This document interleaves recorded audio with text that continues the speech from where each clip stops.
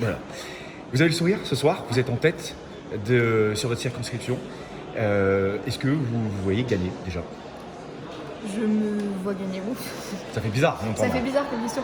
Non, évidemment, on se dit qu'il y a urgence de toute façon à envoyer des députés écologistes de gauche à l'Assemblée nationale. Il y a urgence aussi à envoyer des jeunes femmes féministes, en l'occurrence aussi, pour rafraîchir un petit peu tout ça. Donc il y a un enjeu de représentation aussi sur ces élections législatives et je pense que ma candidature apporte effectivement énormément de fraîcheur.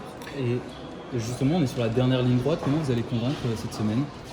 On va convaincre comme on l'a fait jusqu'à maintenant en se disant que chaque heure, chaque conversation compte. On sait qu'il nous reste une réserve de voix qui s'est mobilisée à l'élection présidentielle, qui ne s'est pas encore mobilisée pour l'élection législative. Donc c'est ces personnes-là que nous allons chercher, que nous allons convaincre et pour bien porter notre projet qui est un projet d'espoir et d'alternative à 5 ans en fait, de Macronie sans garde-fou.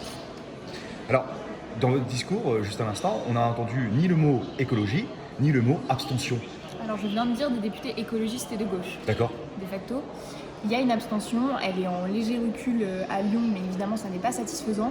Et c'est bien ce qu'on porte aussi avec notre projet, c'est de recréer du lien entre les hommes et les femmes politiques et les citoyens et les citoyennes. Parce qu'aujourd'hui on le voit, les gens ne se mobilisent pas, les gens pensent que leur vote ne peut pas faire la différence. Et ce que nous disons là, c'est que ces élections législatives, et c'est historique, cette année, elles pèsent plus que tout. Elles peuvent vraiment changer le cours des choses et changer la donne. Et donc nous, on appelle vraiment les gens à se mobiliser le 19 juin parce qu'ils peuvent avoir voix au chapitre, ils peuvent faire voter, ils peuvent élire très concrètement un gouvernement de gauche, social et écologiste. Est-ce qu'il y a déjà des discussions pour des potentiels rassemblements, des alliances pour le second tour? Pas pour l'instant, on attend d'avoir les résultats définitifs et ensuite... L'avantage, c'est qu'on a fait quand même une bonne partie de l'alliance avant les élections. Ça facilite grandement les discussions. Juste, vous l'évoquiez, il y a quand même un fort taux d'abstention, c'est le plus haut depuis bien longtemps. Comment vous allez appeler à mobiliser surtout la jeunesse qui, on le sait, est la principale population touchée par cette abstention?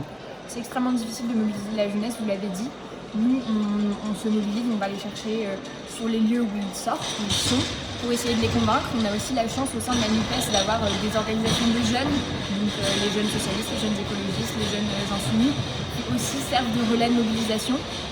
Moi, tout ce que je peux espérer, c'est que la perspective d'une députée de moins de 30 ans, ça soit aussi enthousiasmant et stimulant pour notre jeunesse.